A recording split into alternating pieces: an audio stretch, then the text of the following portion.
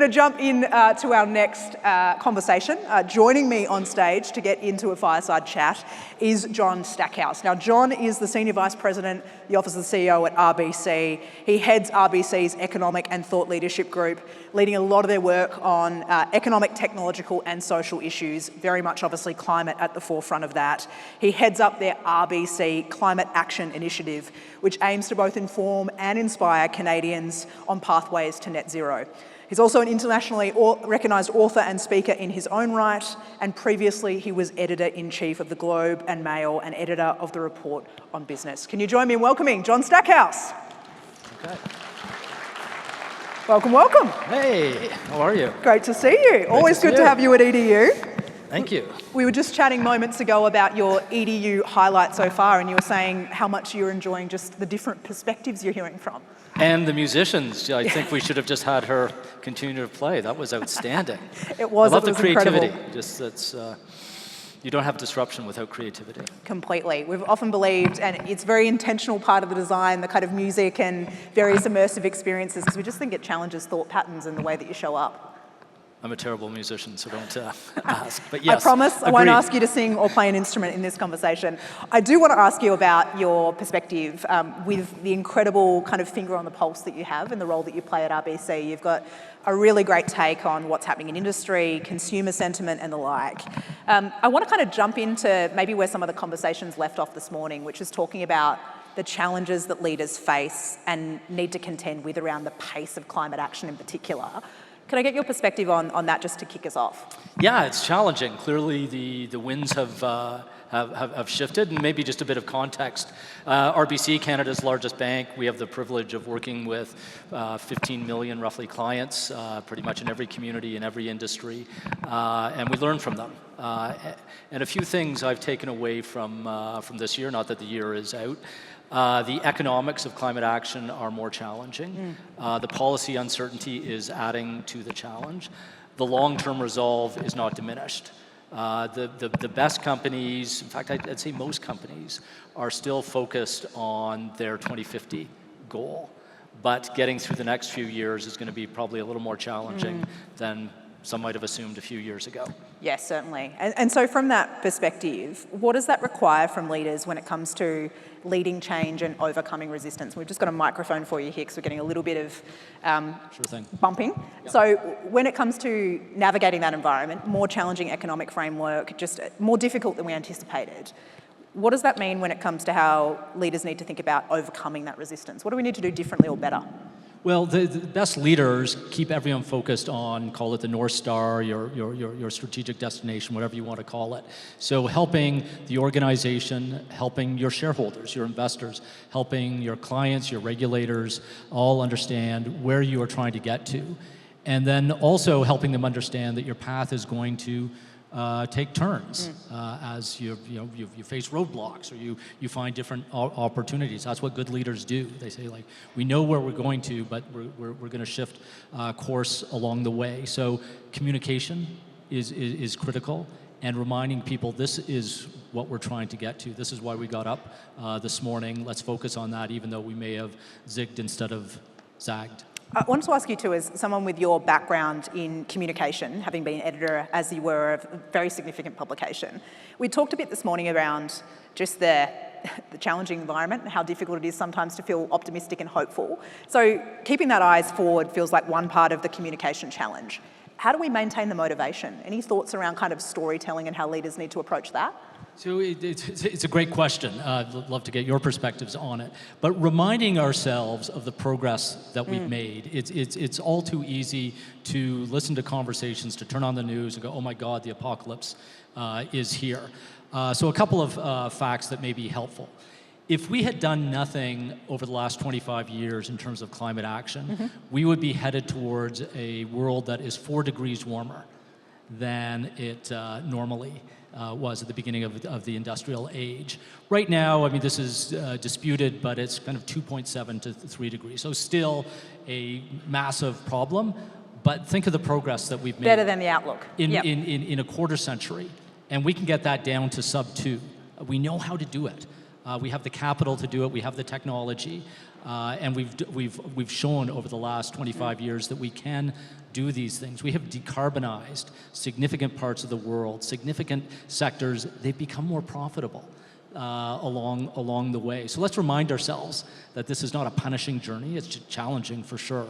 But there's as much reason for optimism as there is for, in fact, I'd say there's more reason for optimism than pessimism. I think that's that thin line we've got to thread, isn't it, between maintaining that sense of optimism and, in what you're saying, that sense of progress and momentum that comes from feeling a sense of progress, while not losing the urgency of the need for continued action and to do more. And that's the sort of fine communication balance that we've got to navigate as leaders, isn't it?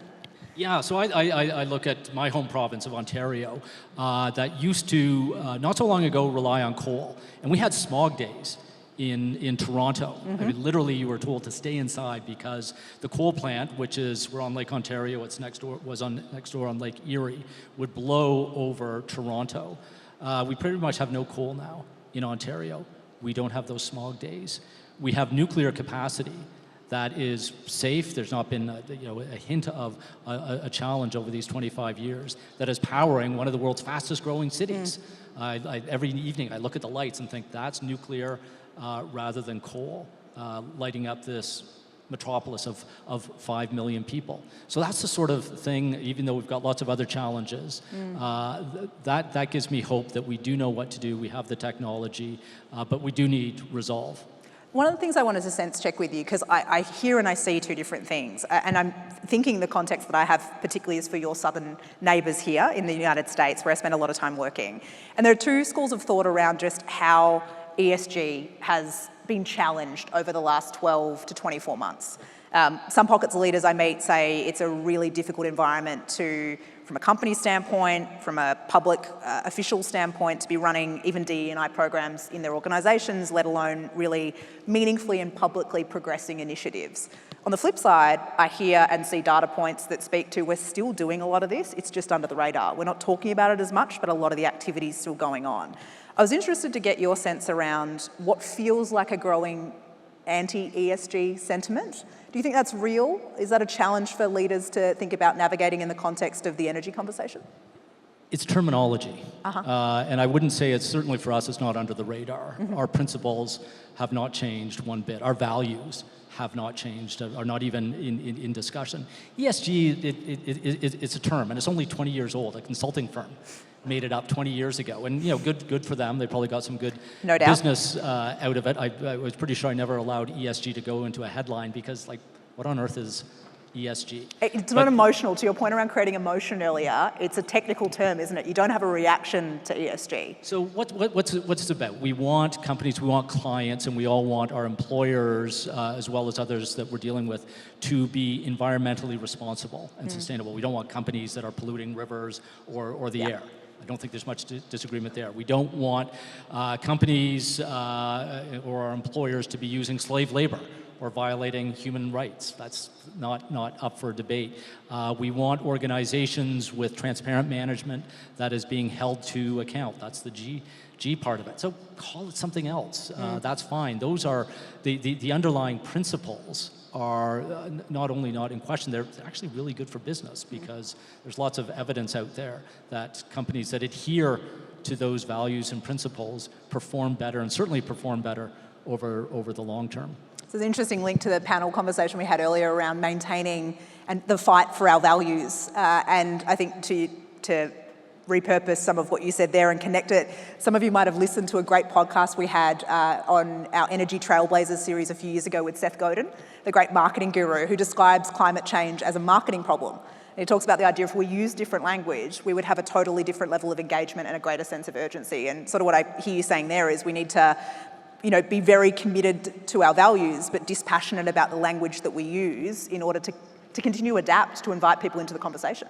Yeah, so much of the politics of our age are about that sense of values. It's about, in my view, there's a lot of public agitation and that veers into anger among people who feel disempowered, who feel they've lost control of their lives. I think we all get that. Technology is creating so much uncertainty, also so many benefits for us. But people wonder, is my job going to exist in 5 years because of technology. The economy is so unpredictable for so many people. Society, are my kids going to be able to afford a house the way my generation did or my parents did? We have these big questions that have people feeling, well, uncertain to put it politely, anxious. And then when someone comes along and says, you should live this way, or behave that way, I think people react and say, wait a second, I'd like to control things that I can control, so I'd like to choose what shirt I wear and not be judged by that. Yep. Maybe my better half may judge the shirt I pick, but that's okay. Others, I'd like to have control over those choices because there's so much else in life and in this world that I don't have control over. So all of us who are grappling with these questions as we should, I think need to respect that lack of control that much of society feels, and we need to not only respect it, but learn from it. One of the things we haven't talked about so much yet on the main stage is where Canada sits in all of this. And as someone who's just got such a rich Canadian context and has spent, from a business standpoint and a journalistic standpoint, so long covering the Canadian perspective on things, how do you describe 2024 and this moment in time for Canada? Wow, how to describe this moment in time. We face some enormous decisions as a country. That starts with our relationship with the world and what value do we bring to the world. And that includes what value do we bring to the United States, our neighbor, our partner, our friend, in a world that is bifurcating. And the US has been very clear about this. And I think most Canadians know where our interests lie, which is being a great partner and a loyal partner with the United States. But with that come responsibilities that many Canadians will have to come to grips with. That includes our security arrangement for North America. We think we're going to have to invest a lot more in Arctic security, as an example.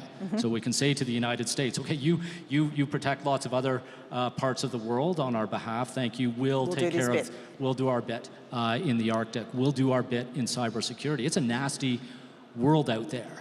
We see this in banking with like perpetual assaults of cyber attacks from the well-known parts of the world. We can't be, we call it Boy Scouts here, about this. So Canadians need to invest in our collective defense, particularly of the continent. We have to come to grips with our relationship with natural resources and how do we, enjoying one of the world's great bounties of all resources, of water, of energy sources, of soil, how do we steward that responsibly, but how do we develop the economic prosperity that our population, growing population, not only needs from it, but can show the world how to manage that sustainably. Canada has one of the world's largest soil bases. I spend a lot of time on agriculture and get to spend time with some amazing farmers. How do we help those farmers? How do we reward them to manage their soil so that it captures more greenhouse gases? Canada can help our farmers capture tens of millions of tons of greenhouse gases and do that for their own benefit. They're doing it already, but to reward them economically. But those are the sorts of choices that Canadians, I think, are totally up for. But we have to have some serious conversations about some of the trade-offs, but also what we need to do to take advantage of those opportunities. I guess the follow-up for me there is thinking about, we grounded ourselves in a lot of the geopolitical context this morning, as I know you saw. The industry-government relationship there, how does that need to evolve in order to, you mentioned the pace of change required earlier. What do we need to see done differently or a greater sense of urgency around in the public-private space? There's a worrisome trend in public discourse, in political discourse in this country that shows some hostility to business. That concerns me a lot. I used to be a business editor of the Globe and Mail, have spent most of my life watching business here and abroad, and I've not seen that kind of tenor. How long, recently do you think it turned? That's since the pandemic, I think, yep. but it's been growing. And there's a couple of problems I think we have to come to grips with. One is the growing role of government in our economy and the role of government, the size of government in our GDP.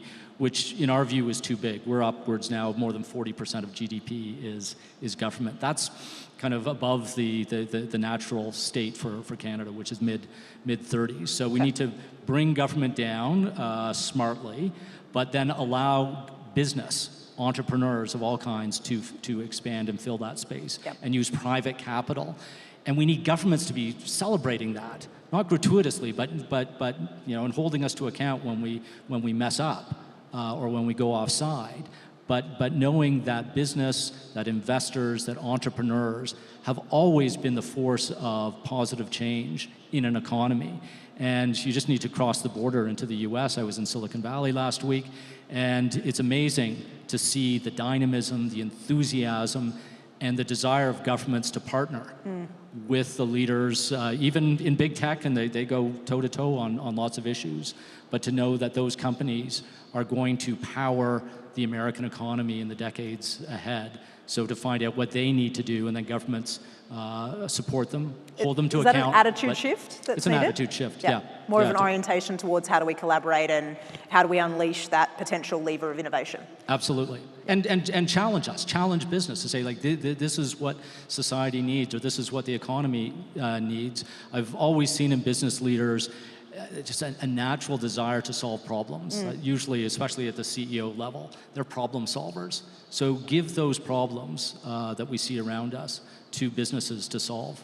One of the things we talk about passionately here at EDU is the importance of having spaces where perhaps unlike minds collide, so that public sector officials, policymakers, leaders can come and connect with leaders of industry like yourself. Do we not have enough spaces for those kind of conversations, particularly where we're getting into that productive heat? Is that part of the challenge? Yeah, I mean, we all get stuck in our silos, but in Canada in particular, Ottawa is far removed from most of the business centers of the country. You just don't have a lot of crossover. But we've also structured government, and to a degree corporations similarly, in a way that doesn't allow for a cross-pollination that you see in the United States. The number of executives that go from Wall Street or from Silicon Valley into an administration in Washington on both sides of the fence, and then go back. There's just a lot more fluidity. Cross-pollination. And the U.S. benefits from that. So I'd love to see more of that here in Canada. Absolutely. One of the things I wanted to ask you about is the work that you do producing your annual reports, which kind of track and monitor Canada's journey towards net zero. I know that you're in the late stages of finalising 2025, so it's a little bit of a cheeky question from me around, can we have any sneak peeks around some of the trends that you're noticing or conversation starters that will be prominent in your 2025 report? Yeah, let me try to, without divulging it without making the corporate comms team too unhappy. So we launched this thing called the RBC Climate Action Institute last year. And the idea was we need to lean into the challenges, but also the opportunities of climate with our clients. And accelerate action. That's why action is in the name. So I get to work with agri-food companies, with farmers, with builders and developers, with energy companies on what they're doing, but helping bring people together to have collective action and help governments understand what different groups are doing. As part of that, we thought, well, we should have some sort of regular, maybe annual measure of how we're doing. So last year we launched what was called Climate Action 2024, and now we'll have Climate Action 2025, which is a data-driven assessment of how the country is doing, not just from emissions, but from action right across the economy. So we're measuring what consumers are doing, what are we buying, where are businesses investing, what are corporate leaders thinking, what are policy actions that are taking place. And we've developed metrics, we're a bank, because that's what some of what we do, that we hope become a good long-term measure. So 10 years from now, people will be able to say, okay, this is how we've done. So how are we doing? And we're still scrubbing the data, but Canada made significant progress kind of in 2021-22 on climate action coming out of the pandemic. It's starting to flatline a bit, but we're still making a little bit more progress this year than last year.